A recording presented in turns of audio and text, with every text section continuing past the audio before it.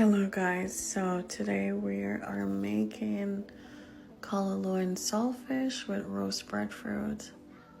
This is a delicious meal. This is roast breadfruit. You can put it in the oven for 350 for 1 hour and then you can have it like that, or you can fry it.